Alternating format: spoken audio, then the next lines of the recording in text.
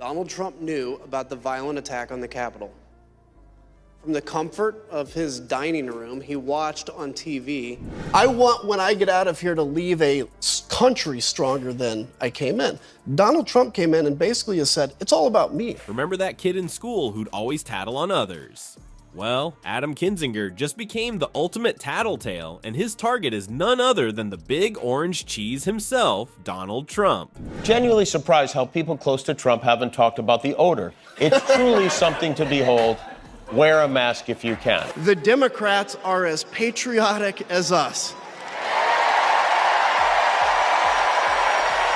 Before we move on, I'd like to ask you a small favor. If you appreciate this content, please take a second to like this video and subscribe to the channel. Over 98% of you watch the videos without subscribing. It costs you nothing, but it makes a huge difference to us.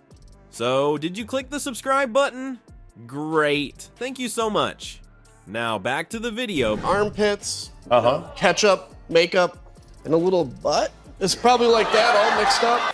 In history, it will be remembered when a free man stood up against tyranny. It is no longer the age where we have to hide in America. But here's the kicker. Kinzinger's not just spilling political tea, he's dishing out some seriously stinky secrets about Trump's personal hygiene. And let me tell you, it's not pretty. It's like a mix of gym socks, old ketchup, and, well, you get the idea. Remember when Adam Kinzinger was the Republican Party's golden boy? Well, those days are as gone as Trump's natural hair color. Definitely wouldn't want to bottle it up and wear Trump cologne.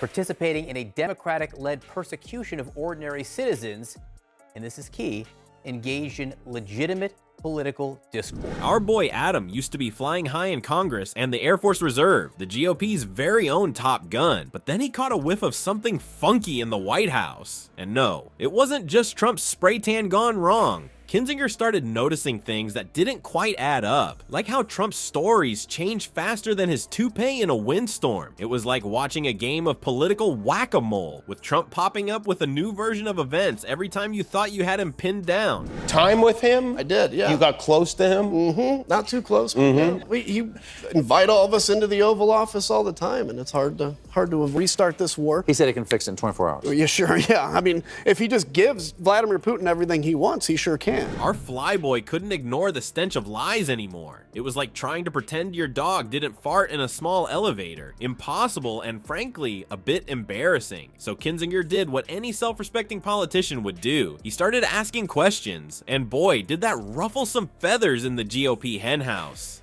Suddenly, Kinzinger went from party poster boy to black sheep faster than you can say impeachment. He was one of only 10 Republicans who voted to give Trump the boot. And that's the Trump formula? A little bit of a pungent odor, I would say, yeah. Donald Trump refused to take the urgent advice he received that day.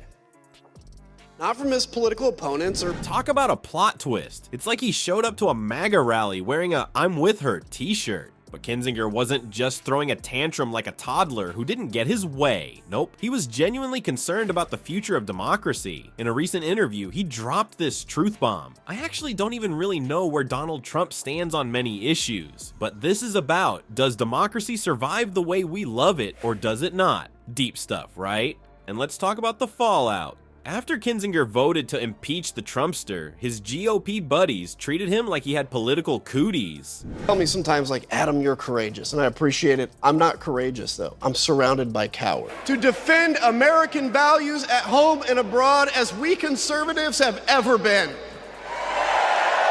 Some of his colleagues were giving him secret high fives for his courage, but publicly they were acting like he had the plague. Talk about a two-faced bunch. But our boy Adam didn't back down. He joined the January 6th committee, ready to get to the bottom of things. He described Trump's behavior as creating a culture of anger and division. It's like Trump was the mean girl in a political version of Mean Girls, and Kinzinger was Lindsay Lohan trying to bring him down. When Trump started throwing threats around about the committee, Kinzinger clapped back harder than a seal at SeaWorld. He said, "Let me be clear, we did nothing wrong. The January 6th committee's work was driven by facts, the Constitution, and the pursuit of accountability. Principles that seem foreign to Trump. Ouch. That's gotta sting more than a bad spray tan. You think politics stinks?" Well, according to Adam Kinzinger, Trump literally does too. Our boy Adam's got a nose for trouble, and he's about to share a whiff of White House drama that'll make your eyes water. Kinzinger, the Republican Party's former golden boy, decided to drop a stink bomb on the former president. He described Trump's odor as a mix of armpits, ketchup, makeup, and a little hint of butt. Talk about an eau de toilette gone wrong. At the end, nope, we didn't find anything, but if it's 2 years down the road, everybody already thinks you're guilty and you're bankrupt. That's weaponizing the law. All these people you just showed, have no repentance. In fact, they think what they did is right. It's like someone mixed a locker room with a fast food joint and sprinkled in some pageant glitter. Yum, right? But here's the kicker. Kinzinger was genuinely surprised that nobody else had spilled the beans on Trump's unique fragrance. He said, "I'm genuinely surprised how people close to Trump haven't talked about the odor. It's truly something to behold. Wear a mask if you can." Well, Adam, maybe they were just trying to be polite, or maybe they thought it was just the smell of freedom and hamburgers. Now, you might be thinking, come on, Adam, are you really stooping to smell jokes? But this isn't just about Trump's personal hygiene. It's a metaphor for the rot Kinzinger saw in the White House. And boy, did that stink follow him around. After joining the January 6th committee, Kinzinger became about as popular in the GOP as a skunk at a garden party. Trump supporters treated him like he had political cooties. Imagine that, catching cooties from telling the truth. Who knew honesty could be so contagious? President Trump engaged in the political theater of telling the mob to go home. And even then, he told them all they were special. From the principles that gave it purpose to a man whose only purpose is himself.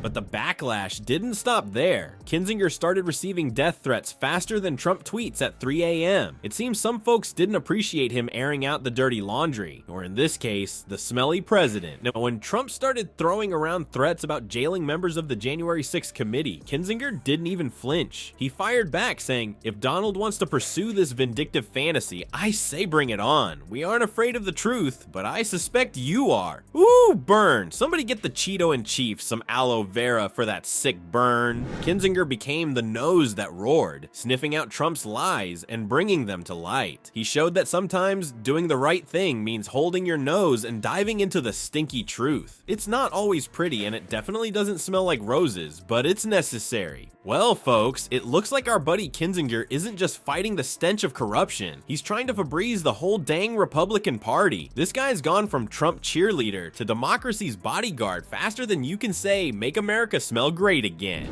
Trump told him the truth.